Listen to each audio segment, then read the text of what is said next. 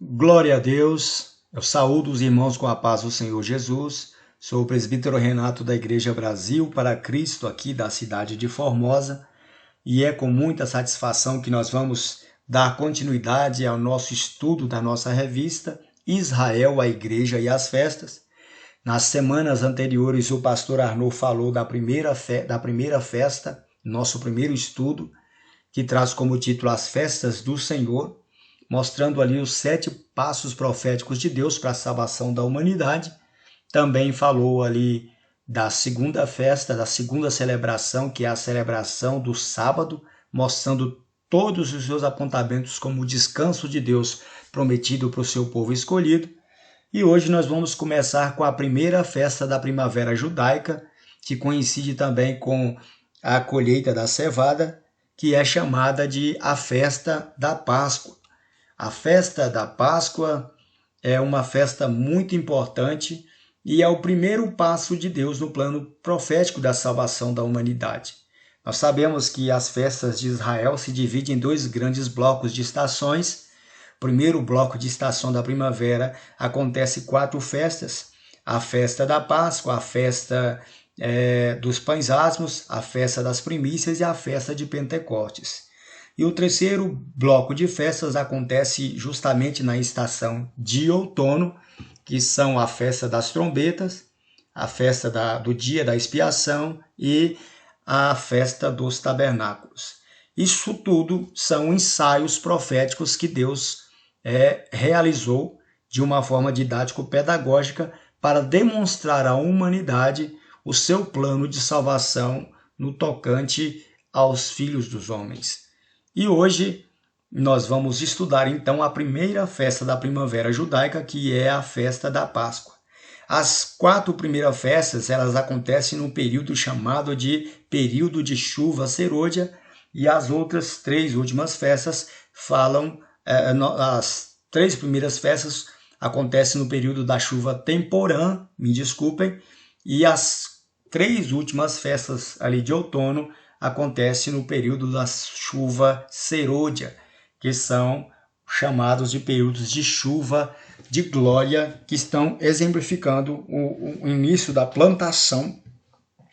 e depois o fim de uma grande colheita estabelecida pelo Senhor. E hoje nós vamos então estudar a festa da Páscoa e entender aqui pelos objetivos da lição que nós devemos alcançar aqui durante esta aula. Os objetivos dessa lição giram em torno de explicar a origem da Páscoa, mostrar que a sua celebração anunciava a morte de Cristo e explicar que a Páscoa foi substituída pela Santa Ceia.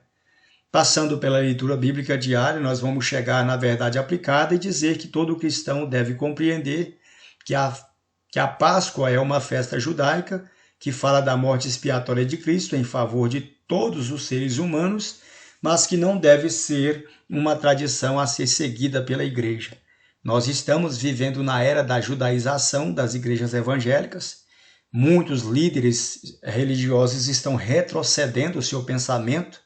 acerca daquilo que aprenderam das Escrituras e estão ali pegando alguns elementos da cultura judaica para trazer para dentro do contexto das igrejas evangélicas, utilizando a Arca da Aliança, utilizando o castiçal de 7 braços, a estrela de Davi, a bandeira de Israel, elementos do tabernáculo, e a gente entende que todas essas coisas se cumpriram em Cristo. Tanto as 4 primeiras festas da primavera, elas se cumpriram em Cristo em sua primeira vinda, tanto quanto os elementos do tabernáculo estão literalmente cumpridos em Cristo quando ele realiza todas as suas funções ali na cruz do Calvário. Então, não é mais necessário que nós nos apeguemos, por mais que elas sejam importantes, coisas importantes que aconteceram, elas são de fato muito importantes e sagradas dentro do contexto de Israel, e Israel deve observar essas festas, mas a igreja deve entender que estas festas, elas são um cumprimento de tudo aquilo que Deus planejou para a nossa salvação. Então aqui, no comentário introdução, diz que nessa lição nós aprenderemos sobre a festa da Páscoa. A festa da Páscoa, então, é uma solenidade mais importante no contexto judaico-cristão. E a palavra Páscoa, Pessah, em hebraico, também tem a denominação desta mesma palavra em inglês, e que significa passagem. A palavra é Passover, mas é uma coisa muito importante nós entendermos que dentro da cultura inglesa a palavra Passover é indicada para poder falar da Páscoa bíblica, e eles têm uma outra palavra chamada de Easter, que é utilizada para falar da Páscoa pagã. E por que Páscoa pagã? É porque, na visão dos ingleses, embora nós utilizemos uma única palavra para falar da Páscoa, tanto da Páscoa pagã quanto da Páscoa cristã, da Páscoa tradicional, eles usam a palavra Easter para designar, para falar dessa Páscoa pagã que acontece no mundo nos dias de hoje, que é essa festa que acontece no domingo de Páscoa, aí, onde, através da figura do coelho e da figura do ovo de chocolate, se trouxe ali mascaradamente os rituais de celebração à adoração da deusa Ostara, ou da deusa Estar, que era uma deusa que era adorada na literatura nórdico-germânica. E lá no ano 325 depois de Cristo, no Concílio de Nicéia, a Igreja Romana, na tentativa de cristianizar os povos não crentes naquela época, eles adotaram muitos elementos das culturas pagãs e trouxeram elas como uma nova roupagem para dentro do cristianismo, e uma desses elementos foi estabelecido dentro da Páscoa. O coelho é o símbolo da fertilidade e o ovo é símbolo da ressurreição, símbolo do renascimento de uma nova vida. Na cultura celta tinha-se o costume de pintar ovos de galinha, enterrá-los no fundo do quintal, e as crianças saíam procurando, e a criança que achasse o ovo era como se ela estivesse ali então recebendo a promessa de ter um futuro muito promissor.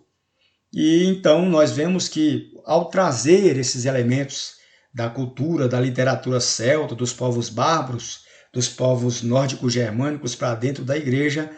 o verdadeiro sentido da Páscoa ele foi conspurcado, né? Ele foi totalmente manchado, e ele perdeu totalmente o seu sentido, o seu valor simbólico e espiritual, de acordo com que ele deveria, diferente daquilo que deveria ter sido ensinado pela igreja na época. Mas nós que somos servos de Deus, nós entendemos que a Páscoa é a comemoração da festa da libertação, que a Páscoa ela simboliza a libertação da escravidão dos filhos de Israel, que ficaram por muito tempo escravos na terra do Egito, e marca um novo começo na vida dos filhos de Israel. E já para o cristão, a Páscoa também representa a passagem da morte para a vida, uma vez que Cristo, o Cordeiro que estava predestinado a morrer ali como o Cordeiro de Deus que tira o pecado do mundo, ele morreu por nós na cruz do Calvário, cumprindo a festa da Páscoa, trazendo para nós também um novo começo em nossa vida, a mudança do calendário mundial e também a promessa de uma vida de paz e de alegria em busca da conquista da vida eterna. A promessa de libertação aqui no tópico ponto 1, ela ocorreu justamente quando Deus havia feito ali a promessa para Abraão, de que a descendência de Abraão habitaria na terra de Canaã, mas que, por enquanto, Deus não daria aquela terra, primeiro porque a nação de Israel ainda não estava formada, estava acabando de sair dos lombos de Abraão, na figura de seu filho Isaque, depois do seu neto Jacó, e também porque a medida da maldade dos cananeus ainda não estava completa. Então, razão pela qual a terra não seria dada naquele momento. Mas que os filhos de descendentes de Abraão, eles seriam escravizados de uma nação por mais de 400 anos, e Deus promete que depois desses 400 anos enviaria um libertador, e exerceria forte juízo contra aquela nação que subjugou seu povo durante 400 anos. Então, Deus anunciou que libertaria Israel do cativeiro que durou mais de 430 anos, depois que José ele torna-se governador do Egito, e para levar o seu pai, Jacó, e seus irmãos de um período de fome e de escassez muito grande na terra, ele os leva para a terra de Gósen, numa cidade egípcia, e depois que morre José, morre toda a geração ali, a descendência, depois que morre ali Jacó, né, e os patriarcas, levanta-se um outro rei que não conhecia nem José e nem Jacó, e ele começa a escravizar os filhos de Israel, e esse cativeiro aí durou mais de 400 anos, cerca de 430 anos. E cumprindo o tempo determinado por Deus, Deus enviou Moisés a Faraó para que deixasse o povo ir. E ante a recusa de Faraó em deixar o povo ir, Deus feriu o Egito com 10 grandes pragas, e a 10ª e a pior de todas as pragas foi a morte dos primogênitos. E nós sabemos que o Senhor, lá no capítulo 11 do livro de Êxodo, o Senhor disse a Moisés que ainda uma praga ele traria sobre o Egito, depois disto o faraó deixaria o povo ir. E ele dizia que o Senhor disse a Moisés: à meia-noite eu passarei pelo meio do Egito, e todo primogênito na terra do Egito morrerá, desde o primogênito de Faraó, que se assenta com ele sobre o seu trono, até ao primogênito da serva que está de trás da mó, e todo o primogênito dos animais. E o Senhor ainda disse para Moisés que haveria um grande clamor na terra do Egito, qual nunca houve semelhante e nunca mais haverá. Mas ele diz que contra todos os filhos de Israel, nem ainda um cão moverá a sua língua, desde os homens até os animais, para que todos soubessem que o Senhor faria a diferença entre os egípcios e todos os israelitas, né? E o Senhor disse a Moisés que todos os líderes das famílias de Israel deveriam se preparar, né, para este grande momento, porque à meia-noite Deus feriria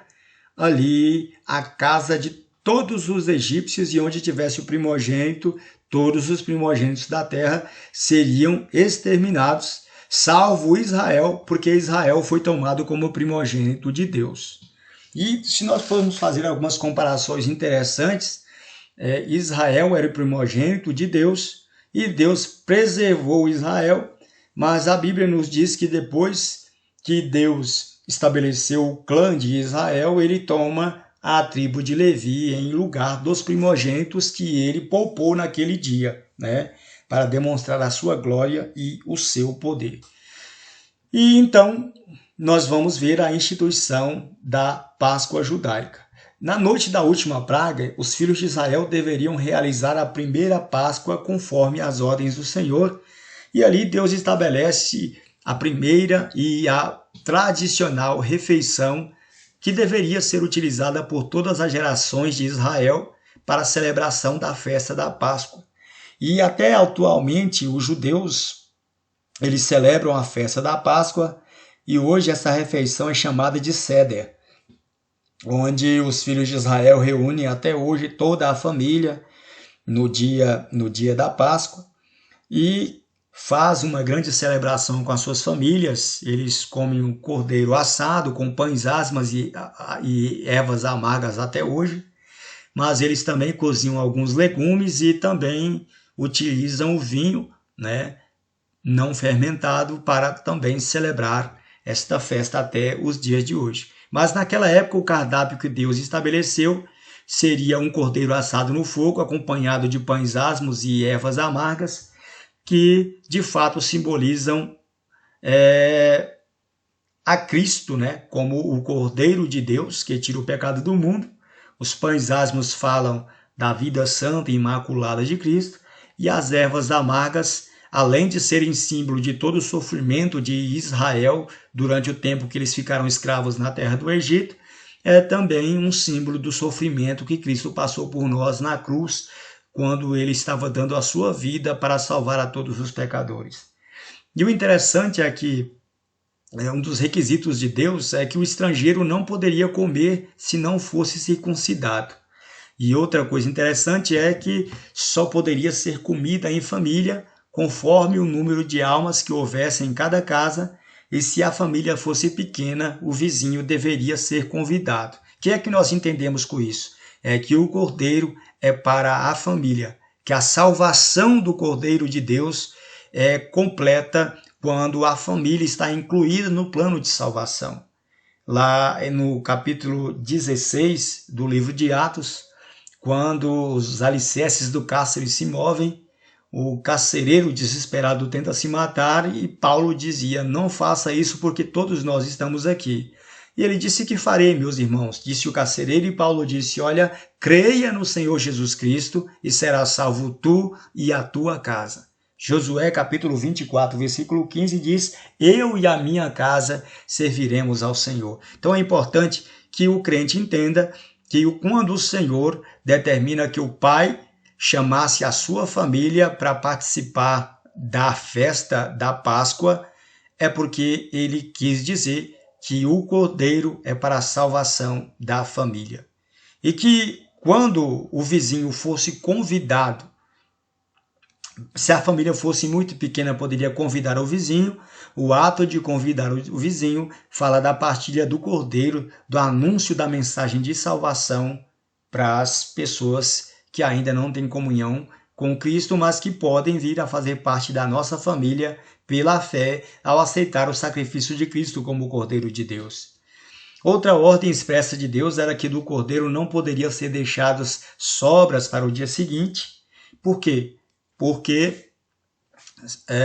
nós sabemos que se fosse deixada a carne assada para o dia seguinte, ela podia entrar num estado de putrefação, ela poderia corromper. E a Bíblia diz que Deus não permitiria que a alma do seu santo permanecesse na morte, nem que o seu corpo visse a corrupção. Isso aqui é uma forma de Deus dizer que o corpo de Cristo seria preservado durante os 3 dias em que ele ficou sepultado, 3 dias e 3 noites. E outra coisa é que nenhum dos ossos poderia ser quebrado. Lá no Salmos capítulo 34, versículo 20, o salmista Davi dizia, falando a respeito de Cristo, nessa profecia messiânica dos Salmos, que nenhum dos ossos de Cristo seria quebrado. E nós sabemos que essa profecia se cumpre lá no Evangelho de João, no capítulo 19, versículo 36 e 37, quando os sacerdotes, vendo que já se aproximava às 18 horas, e logo já seria o sábado da festa dos pães asmos, nesse grande momento, então, haveria o grande Shabat Gadol, que era o sábado dos sábados. E no sábado eles não podem fazer obra alguma e, por isso, eles deveriam acelerar o processo de morte dos condenados ali da cruz, para que eles não tivessem de ser tirados no sábado. E o que acontece? Tradicionalmente eram quebrados as pernas ali dos crucificados para que acelerasse a morte e eles fossem retirados da cruz o mais rápido possível. E quando os soldados quebraram as pernas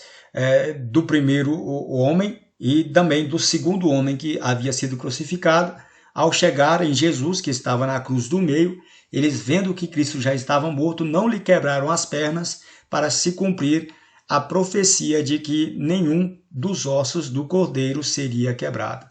E o versículo 37 é uma menção da profecia de Zacarias, lá no capítulo 12, versículo 10, que diz que olharão para aquele a quem traspassaram e chorarão por ele como quem chora pela morte de um filho primogênito. Então, o fato de Deus não permitir que o osso do cordeiro fosse quebrado durante a alimentação da festa da Páscoa era para os filhos de Israel entenderem que quando chegasse o momento da crucificação, eles vissem que os ossos de Cristo não foram quebrados, para que eles pudessem entender que Cristo seria o Cordeiro anunciado na festa da Páscoa. E por fim, todos os filhos de Israel deveriam comer o cordeiro às pressas, cada qual em suas casas, e eles deveriam comer com os lombos cingidos, sapatos nos pés e cajado na mão, prontos para partir, e assim foi instituída a Páscoa, que deveria ser festejada por todas as gerações dos filhos de Israel, e toda alma que não comemorasse a Páscoa seria exterminada do meio do povo, conforme Números capítulo 9, versículo 13. Então chegamos aqui a 1.1 que diz o sinal da Páscoa. A ordem de Deus, irmãos, para todos os filhos de Israel era que após imolado o cordeiro da Páscoa, o sangue do cordeiro deveria ser posto nas soleiras e nos umbrais das portas de todas as casas dos filhos de Israel, como um sinal para que o anjo da morte, durante sua passagem pelo Egito à meia-noite, quando ele visse a marca do sangue, passasse adiante e não ferisse os primogênitos dos filhos de Israel. Daí o porquê do nome Páscoa, né? E toda essa solenidade seria uma forma didática utilizada por Deus para mostrar para Israel e também para o mundo que Deus enviaria seu filho como substituto, o qual, pelo sangue derramado na cruz, seria a única oferta aceita por Deus para a expiação do pecado e também para a salvação da humanidade. Lá em Efésios capítulo 1, versículo 7, diz que pelo sangue de Cristo nós alcançamos a redenção. Né? Então, o que nós temos que entender aqui é que o sangue era o elemento primordial para que a casa dos filhos de Israel fosse sinalizada e dada como protegida quando o destruidor passasse para matar os primogênitos ali à meia-noite. E aqui no tópico 2, que traz como título Salvos pelo Sangue do Cordeiro, diz que na noite da primeira Páscoa todos os primogênitos do Egito foram mortos, desde o filho de Faraó que se assentava no trono até ao cativeiro que estava no cárcere. Mas Israel foi salvo pela fé ao obedecer ao Senhor e marcar a casa com o sangue da aliança. Então, quando os filhos de Israel matassem o cordeiro, antes de assar o cordeiro, eles deveriam colher o sangue do cordeiro numa bacia e deveriam, então, pegar ali uma folha de sopo, né? E marcar os umbrais da porta da casa, as vergas da casa, a soleira, com o sangue, para servir de sinal distintivo entre os filhos de Israel e os filhos dos egípcios. Mas, segundo Stamps, Deus ordenou o sinal do sangue não porque ele não tivesse uma outra forma de distinguir os israelitas dos egípcios, mas porque Deus queria ensinar ao seu povo a importância da obediência e da redenção pelo sangue de Jesus, preparando toda a nação de Israel para a chegada do advento do Calvário. Era como se Deus estivesse ali fazendo com que eles se acostumassem com todos os elementos ali da Páscoa para que eles conseguissem em um relâmpago perceber que tudo aquilo que estava determinado na solenidade da Páscoa apontava para Cristo como o Cordeiro de Deus e que o corpo de Jesus seria de fato entregue por nós, por nossos pecados, e que o sangue de Jesus seria o elemento principal da nossa santificação, bem como também do resgate da condenação e da livração do pecado. Então, Deus ainda hoje não tem nada a dizer ao homem que não traga sobre si o sangue do Cordeiro, e a ira de Deus ainda permanece nele, né? Mas nós temos que entender que o Cordeiro de Deus ele foi morto para trazer uma nova vida para todo o povo de Deus, e desde aquela época ele já havia sido anunciado no ritual da Páscoa. E no tópico 2.1 fala da escolha do Cordeiro. E a Bíblia diz que o Cordeiro Pascal ele seria escolhido no 10º dia do primeiro mês e deveria ser sacrificado no dia 14 à tarde no mês de Nissan. E o mês que, na verdade, Deus mandou que os filhos de Israel guardassem por todas as suas gerações, porque esse mês seria o mês que marcaria o início do novo calendário judaico, ele foi, depois do cativeiro babilônico, ele foi chamado do mês de Nissan. E A partir daí, todos os filhos de Israel celebraram a Páscoa no dia 14 de Nissan. Nós sabemos que no segundo ano da libertação dos filhos de Israel, lá no Monte Sinai, eles celebraram a Páscoa no dia 14 de Abib, que hoje é Nissan, e a partir da ordem do dia 14 de Nissan, ficou estabelecido como o dia de festejar a Páscoa. E nesta data, Josué celebrou a Páscoa lá em Gilgal, quando eles entraram na terra da promessa, que Deus havia cumprido de dar como herança para os filhos de Israel. E depois, já na era dos reis, o rei Josias e também o rei Ezequias celebraram a Páscoa em Jerusalém. E depois do cativeiro, Esdras celebrou a festa da Páscoa, passando ali também pelo período interbíblico. E quando chega ali no Novo Testamento, nós vemos que a festa da Páscoa ainda continua sendo celebrada. E até hoje os judeus celebram a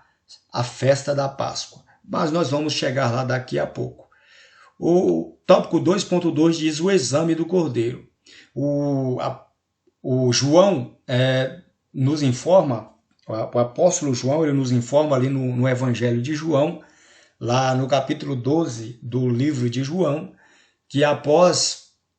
que 6 dias antes da festa da Páscoa, Jesus ele desce a Betânia para visitar Lázaro e Maria e também Marta, e durante uma festividade ali, um jantar que foi preparado para ele,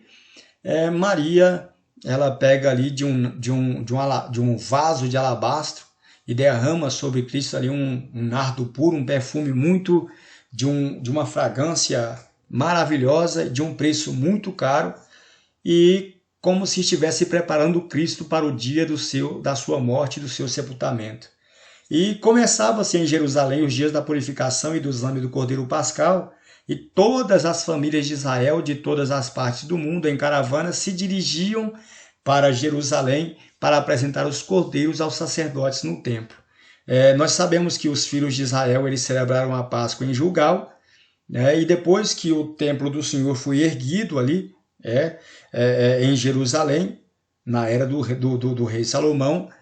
Jerusalém ficou estabelecido como sendo o local escolhido por Deus para a tradicional celebração da festa da Páscoa. E aqui já nesse contexto, o historiador judeu Flávio Joséfo diz que 256.500 cordeiros foram sacrificados durante a solenidade da Páscoa,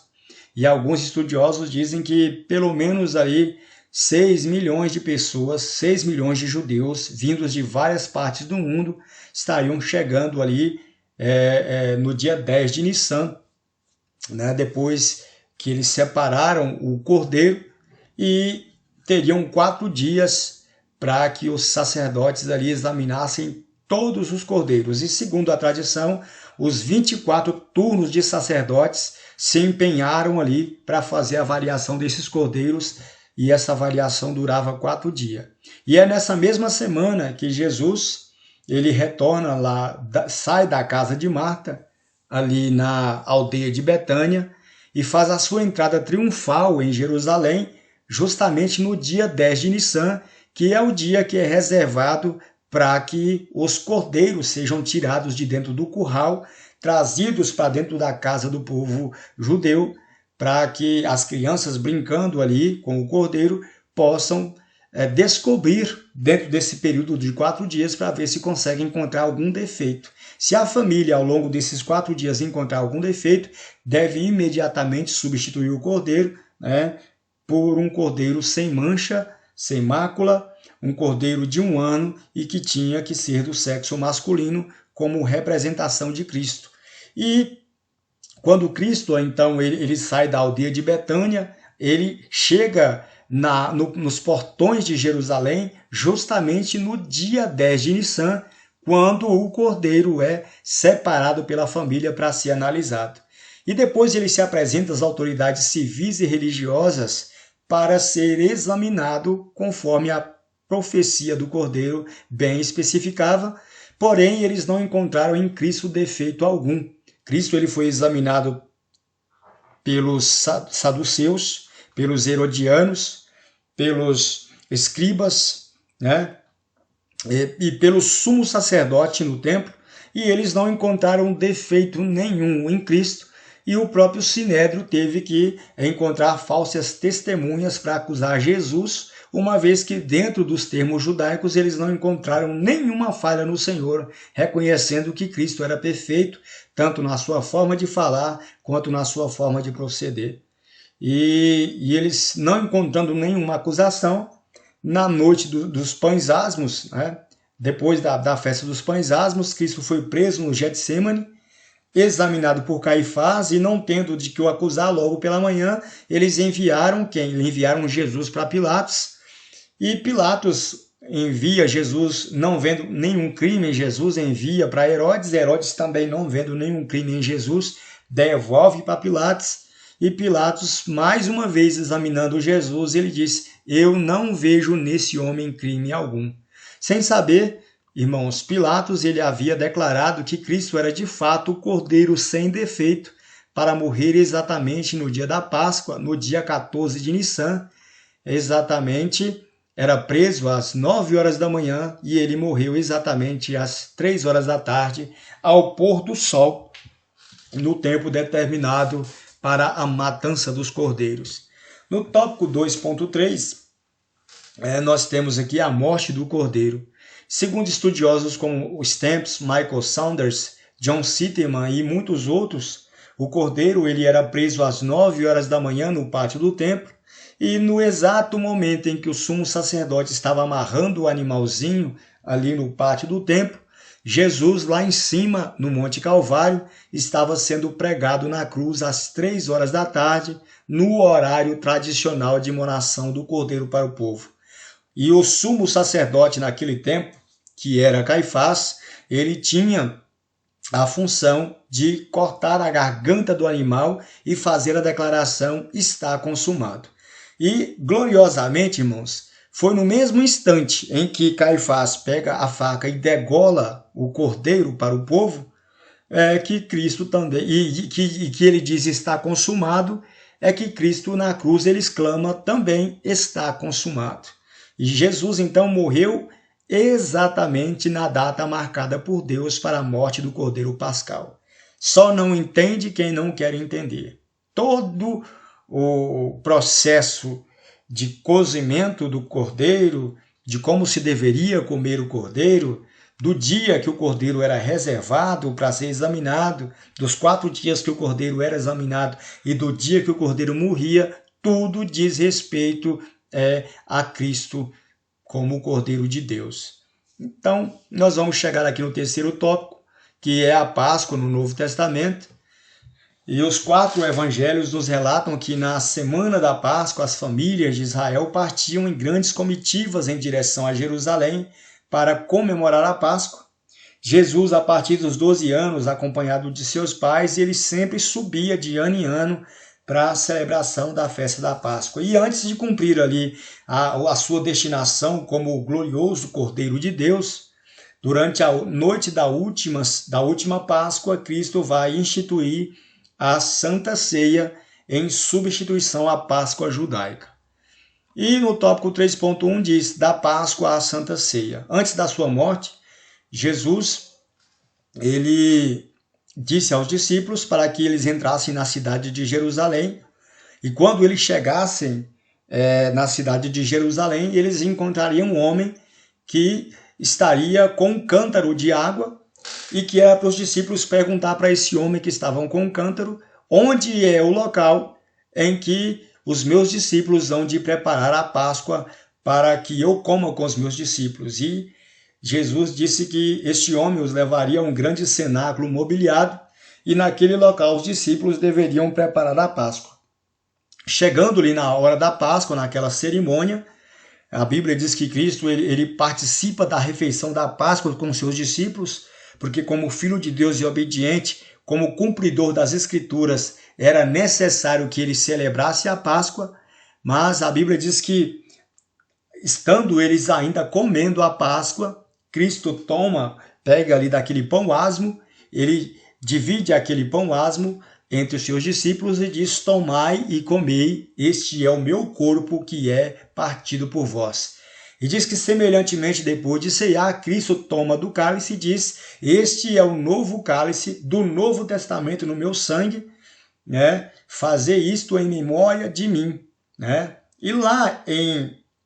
1 Coríntios capítulo 11, versículo 23, o apóstolo Paulo está nos ensinando que Cristo de fato havia estabelecido a Santa Ceia em substituição à Páscoa, quando ele diz que na noite em que o Senhor Jesus foi traído, ele partiu do pão e deu aos seus discípulos, dizendo: tomai e comei, este é o meu corpo que é partido por vós. Fazei isto em memória de mim. E todas as vezes que vocês comerem desse pão e beberem desse cálice, vocês estarão anunciando a morte do Senhor até que ele venha. Então, com isso, irmãos, com esta nova cerimônia, Cristo estava revelando à igreja que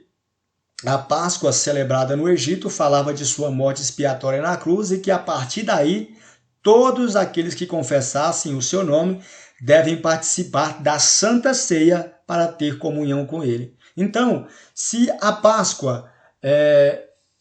na Páscoa Deus deu a Israel a carne e o sangue como elementos ali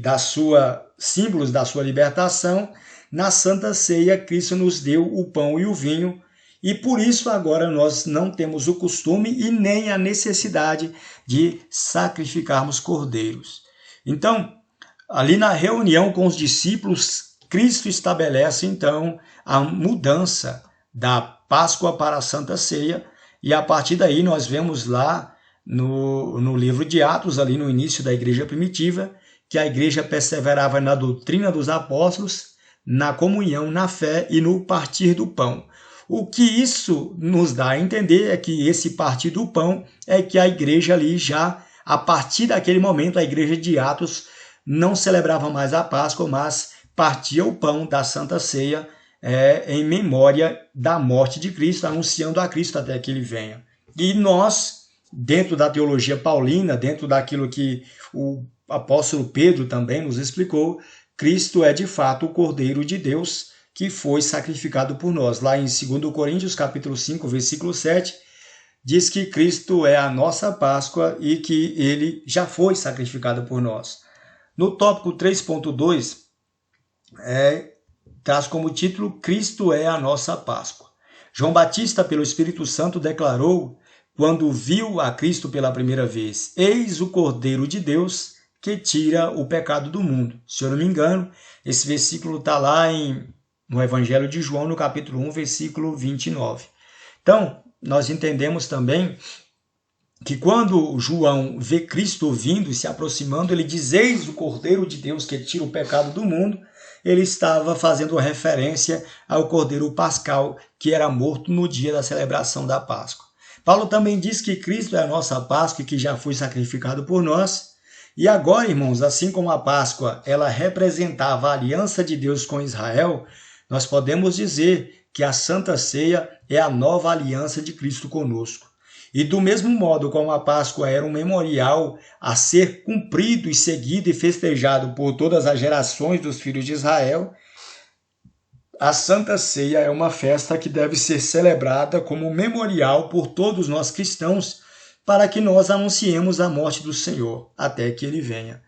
E a Bíblia aqui nos diz que o estrangeiro não podia comer da Páscoa sem a circuncisão, e por isso nós cremos não ser recomendável dar a Santa Ceia para o não crente, porque Paulo disse: examine-se, pois, o homem a si mesmo, e depois coma do pão e do cálice, porque todo aquele que come e bebe, sem discernir o corpo do Senhor, ele come para a sua própria condenação. O crente, por outro lado, ele não pode deixar de cear, como diz aqui, porque toda vez que ele cear, ele estará renovando a sua comunhão com Deus de uma forma muito especial, né? E uma coisa interessante é que na lei da Páscoa,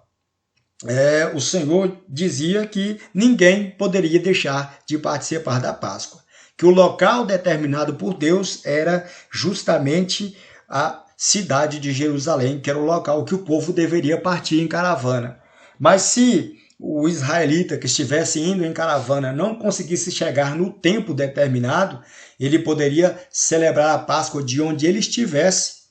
e mesmo se ele estivesse impuro, o Senhor dizia que ele podia se santificar e a partir daí participar da Páscoa, porque era obrigação de todo israelita participar da Páscoa. Por outro lado, né, ele seria abençoado por Deus, mesmo se estivesse nessas condições. Por outro lado, se o israelita estivesse na cidade de Jerusalém, e mesmo que ele estivesse puro, purificado, ele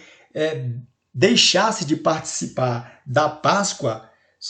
sem motivo algum, ele seria exterminado do meio do povo de Israel. Então a gente deve analisar que o apóstolo Paulo diz que o homem deve examinar-se a si mesmo e depois comer do pão e do cálice. Mas ele também nos ensina que nós não podemos deixar de cear, porque a ceia é a nossa fala da nossa íntima comunhão com Cristo e com Deus. Então, não é por qualquer motivo que o crente deve deixar de participar da Santa Ceia, porque Deus não permitia que não se participasse da Páscoa, deixasse de participar da Páscoa por qualquer motivo. Da mesma forma também da Santa Ceia, o crente deve se santificar, procurar se consagrar e não pode deixar de participar da Santa Ceia, que é uma ordenança de Deus. E o tópico 3.3 fala que nós cristãos evangélicos não comemoramos a Páscoa nos moldes judaicos, porque nós entendemos que todos os rituais que aconteciam nesta festividade eram simbólicos e que deveriam se cumprir, e de fato se cumpriram na morte de Cristo na cruz do Calvário. E nós colocamos aqui que os judeus ainda comemoram a Páscoa porque eles acreditam, pelo conjunto de leis que ainda existe, conjunto de leis e tradições que existem em Israel, que tanto pela Torá, que é o conjunto de escrituras sagradas do povo judeu, que vai de Gênesis até Malaquias, pela Haggadah, que é o livro do inário ali, que fala de todo o cerimonial, de como deve ser a celebração da Páscoa, os hinos que devem ser cantados, as orações que devem ser proclamadas, a forma com que o cordeiro deve ser assado, os preparativos ali. A Haggadah é um livro especial que deve ser lido ali durante a celebração da Páscoa do Seder, que até hoje ainda é comemorado pelo povo de Israel. E nós temos também, então, a tradição rabínica de Hillel, que é um ancestral ali de Gamaliel. Gamaliel foi ali um mestre, vamos dizer assim, um mestre do apóstolo Paulo, quando ele ainda não havia conhecido o evangelho, não havia sido resgatado. Gamaliel foi um grande instrutor do apóstolo Paulo. E então, essa tradição rabínica de Hillel é um rabino, era um profundo conhecedor das escrituras sagradas, e ele acreditava que era justamente por ocasião da Páscoa é que o Messias viria para se revelar para Israel. E lá nos pergaminhos do Mar Morto, lá na comunidade dos pergaminhos de Qumran, eles acreditavam que na Páscoa a luz venceria as trevas, e que era o momento da manifestação do Filho de Deus, do Rei Messias, que viria para salvar Israel do domínio e da escravidão ali que havia sido imposto pelo Império Romano. Então, os judeus até hoje acreditam que é durante a Páscoa que o Messias vai se manifestar, né? Por isso eles festejam a Páscoa por mais de 3.500 anos. Mas para a igreja,